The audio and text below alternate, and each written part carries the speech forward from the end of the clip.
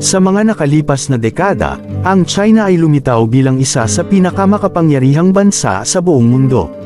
Sa kabila ng mga positibong epekto nito sa pandaigdigang ekonomiya, maraming bansa ang nababahala sa patuloy na pag-angat ng China dahil sa ilang mga isyu na nagdudulot ng potensyal na banta sa kapayapaan at seguridad ng pandaigdigang komunidad.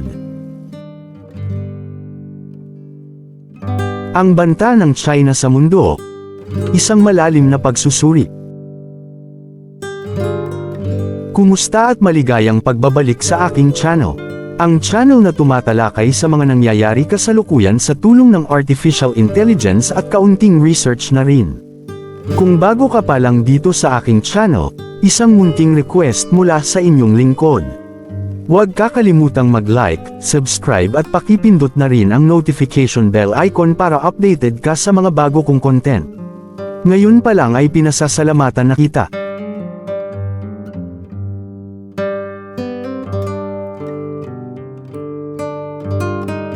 Ekonomikong pagpapalawak.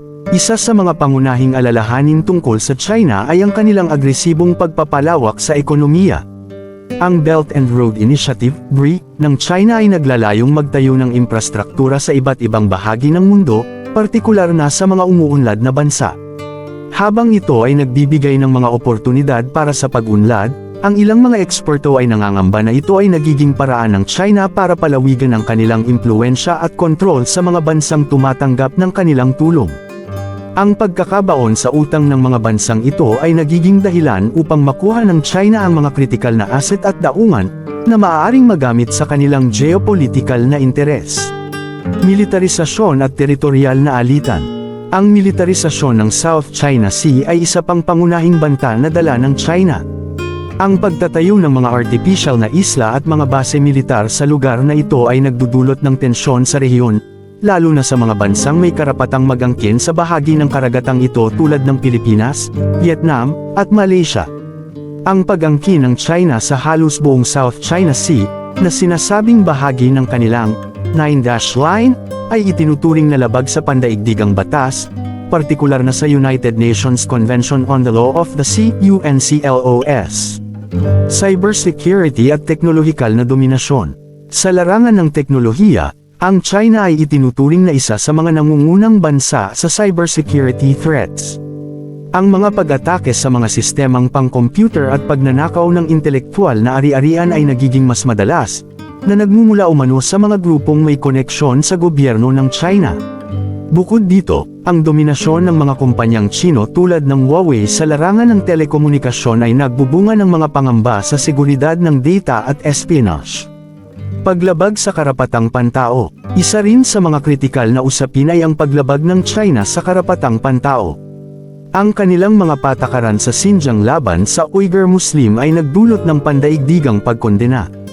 Ayon sa mga ulat, mayroong sapilitang pagpigil at reedukasyon ng daan-daang libong Uyghur, na itinuturing ng maraming bansa bilang isang uri ng cultural genocide. Ganito rin ang sitwasyon sa Hong Kong, kung saan ang pagpapatupad ng national security law ay naglilimita sa kalayaan at mga karapatang sibil ng mga residente. Mga hakbang tungo sa pagresolba. Sa kabila ng mga hamong ito, mayroong mga hakbang na ginagawa upang matugunan ang mga banta mula sa China. Ang mga alyansa tulad ng Quadrilateral Security Dialogue, Quad, na binubuo ng Estados Unidos, India, Japan, at Australia, ay naglalayong magtulungan upang masiguro ang seguridad sa rehiyon ng Indo-Pacific. Ang patuloy na pakikipag-ugnayan ng mga bansang ASEAN sa China upang makabuo ng Code of Conduct sa South China Sea ay isa ring mahalagang hakbang para mapanatili ang kapayapaan sa rehiyon. Sa pagtatapos, ang banta ng China sa mundo ay hindi may kakaila. Subalit, sa pamamagitan ng diplomatikong pag-uusap at kooperasyon, maaaring maibsan ang mga tensyon at masiguro ang kapayapaan at seguridad ng pandaigdigang komunidad.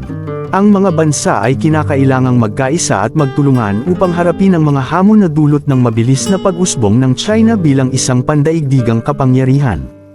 Ikaw ay nakarating sa huling bahagi ng video article na ito. Maraming salamat sa pagtangkilik. Sana'y nagustuhan mo ang naging topic natin. Huwag kakalimutang mag-like, subscribe at pakipindot na rin ang notification bell icon para updated ka sa mga susunod kong upload. Hanggang sa muli.